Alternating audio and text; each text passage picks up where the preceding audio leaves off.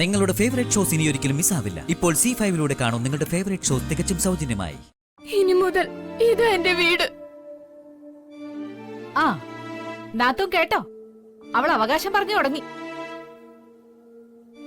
എല്ലാം ഗംഗയുടെ ട്രെയിനിങ്ങാ. നിന്നെ ഇവിടുന്ന് എങ്ങനെ ഇറക്കി വിടണോന്ന് എനിക്കറിയാം. രാഹുലേട്ടോ വീട് വീട് രാഹുലേട്ടോ.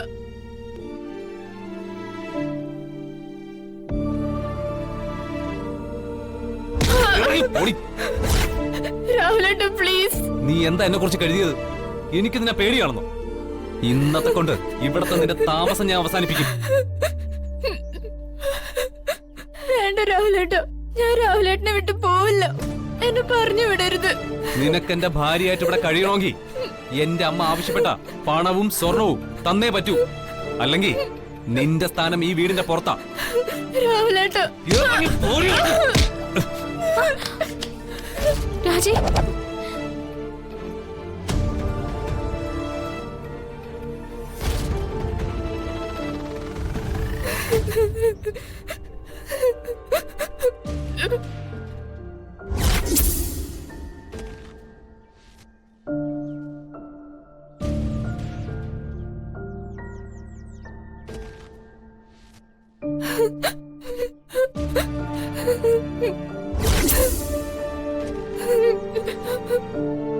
എന്താ രാഹുലേട്ടാ ഇതൊക്കെ?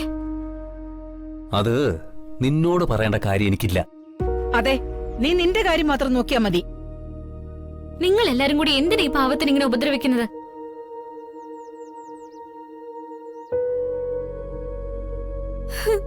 ചേച്ചി, എന്നോട് 250 പവനും 50 ലക്ഷം രൂപയും കൊടുക്കാനാ പറയുന്നത്. അല്ലെങ്കിൽ ഇറങ്ങി പോവാൻ. അത്രയും പണം ഞാൻ എവിടുന്ന് ഉണ്ടാക്കാനാ? നിങ്ങൾ ഇതുവരെ ചെയ്തതിന് ഞാനൊന്നും പറയുന്നില്ല. അത് നിങ്ങളുടെയൊക്കെ വിവരക്കേടായി കണ്ട് ശ്രമിക്കുന്നു.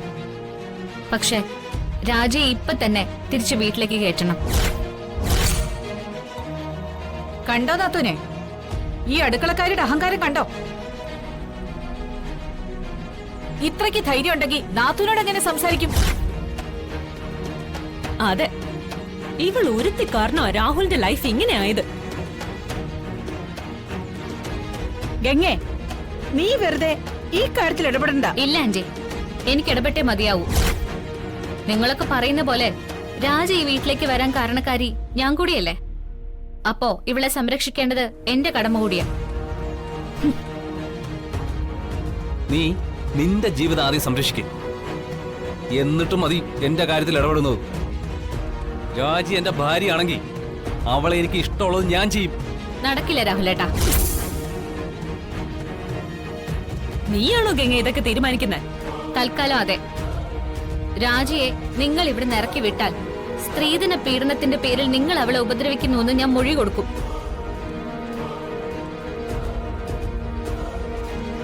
നാലു പേരും കൂടി അഴി എണ്ണേണ്ടി വരും.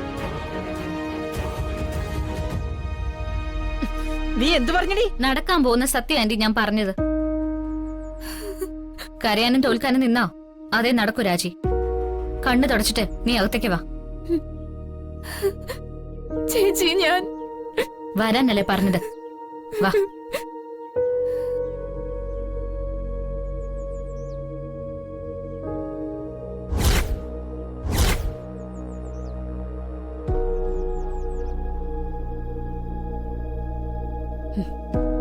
ഗംഗയെ നിലയ്ക്ക് നിർത്തിയില്ലെങ്കിൽ നമുക്ക് ദുഃഖിക്കേണ്ടി വരും നാത്തൂനെ.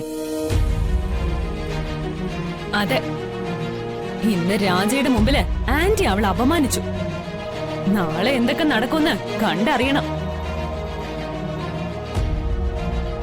ഗംഗയുടെ ദിനങ്ങൾ എണ്ണപ്പെട്ടു കഴിഞ്ഞു. ഈ കൈലാസത്തിൽ ഇനി അധികം നാൾ അവൾ ഉണ്ടാവില്ല.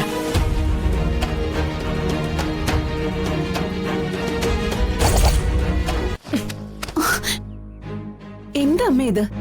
അങ്ങോട്ട് കഴുകടി.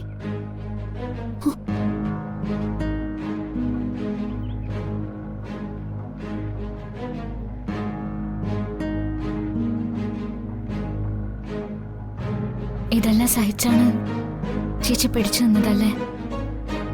ഞാൻ സഹിച്ചതിനേക്കാൾ എത്രയോ മടങ്ങ് നീ അനുഭവിച്ചു കഴിഞ്ഞു ഗംഗേ. എന്നെ രക്ഷിക്കാൻ വേണ്ടി പോലും നീ എന്തൊക്കെ ചെയ്തു. നമ്മളെ സ്നേഹിക്കുന്നവർക്ക് വേണ്ടി നമ്മൾ എന്തൊക്കെ ചെയ്താലും അതൊന്നും അധികമാവില്ല. അതെല്ലാം സഹിക്കാനുള്ള ശക്തി ആ സ്നേഹം നമുക്ക് തരും. അതെ, അതാണ് ശരി. ഞാൻ എല്ലാം സഹിച്ചത് എന്റെ മഹിയേട്ടനും മാളുവിനും വേണ്ടിയായിരുന്നു. അടുത്ത പേജ് വായിക്ക്. അതാണ് എല്ലാത്തിനും തുടക്കം കുറിച്ചത്.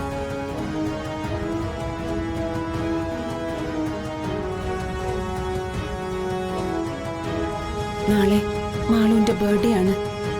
മാളുവിന് കൊടുക്കാൻ ഒരു ഡയമണ്ട് വെച്ച ലോക്കറ്റ് വാങ്ങി.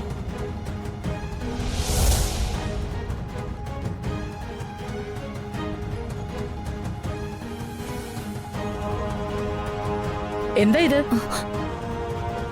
ഇത് മാളുവിന് വാങ്ങിയ ബർത്ത്ഡേ ഗിഫ്റ്റ്. എങ്ങനെയുണ്ട്? ഇതെന്താ ഡയമണ്ട് ആണോ? അതെ, നന്നായിട്ടുണ്ടല്ലേ അമ്മേ? എനിക്കത്ര നന്നായിട്ടൊന്നും തോന്നുന്നില്ല. നിനക്ക് എന്തിന്റെ കേടാ ഗൗരി? എന്ത് അമ്മ എന്താ പറയുന്നേ? എനിക്കൊന്നും മനസ്സിലാവുന്നില്ല. നിനക്കൊന്നും മനസ്സിലാവില്ല. ഇങ്ങനെ പണം ദൂർത്തടിക്കേണ്ട കാര്യം എന്താന്ന് ഞാൻ ചോദിച്ചത്. ധൂർത്തടിച്ചോ? ആര്? അതെ, ഇത്രയില്ലാത്ത കൊച്ചിന് ഡയമണ്ട് വാങ്ങിച്ചു കൊടുത്തിട്ടാണോ സ്നേഹം കാണിക്കേണ്ടത്?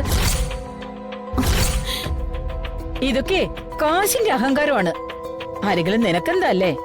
പണം കൈലാസത്തിലല്ലേ? എന്റെ മകൻ കഷ്ടപ്പെട്ടുണ്ടാക്കുന്ന ക്യാഷ് ഇങ്ങനെ ദൂർത്തടിച്ച് കളയുന്ന കാണുമ്പോ എനിക്ക് വിഷമമുണ്ട്. നിനക്ക് കൊച്ചിന് എന്തെങ്കിലും വാങ്ങണമെന്നുണ്ടെങ്കിലേ നീ സ്വന്തമായി അധ്വാനിച്ച് പണം ഉണ്ടാക്കി വാങ്ങണം. അല്ലാതെ വല്ലവരുടെയും പൈസ മുടിപ്പിക്കല്ല വേണ്ടത്. വല്ലവരുടെയോ? മഹിയേട്ടൻ എന്താ എനിക്ക് അന്യനാണോ? ഞങ്ങളുടെ കുഞ്ഞിന് ഒരു സാധനം മഹിയേട്ടന്റെ പണം കൊണ്ട് വാങ്ങിച്ചതിന് ഒരു ധൂർത്തായൊന്നും എനിക്ക് തോന്നുന്നില്ല. പിന്നെ ഭഗവാന്റെ അനുഗ്രഹം കൊണ്ട് ഇന്ന് ഈ ലോക്കറ്റ് വാങ്ങിയ പണമൊന്നും മഹിയേട്ടനെ സംബന്ധിച്ച് ഒരു തുകയല്ല. അത് നിന്റെ പിടിക്കൊന്നും അല്ലല്ലോ. നീ ആള് കൊള്ളാലോ. അപ്പൊ എന്റെ മകന്റെ കയ്യിലെ പണത്തിലാണ് നിന്റെ നോട്ടം അല്ലേ?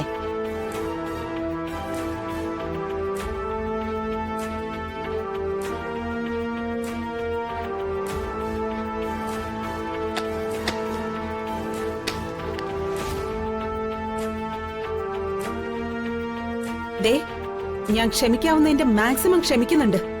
പിന്നെ എന്റെ തലയിൽ കയറാൻ വരരുത്.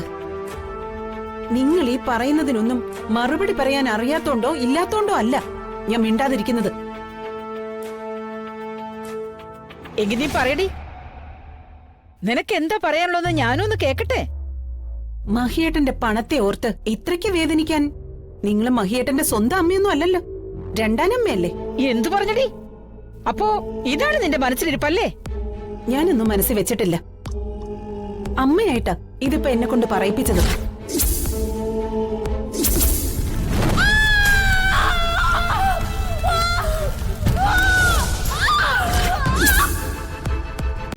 ഡൗൺലോഡ് ചെയ്യൂ C5 ആപ്പ്. കാണൂ എല്ലാ എപ്പിസോഡുകളും സൗജന്യമായി.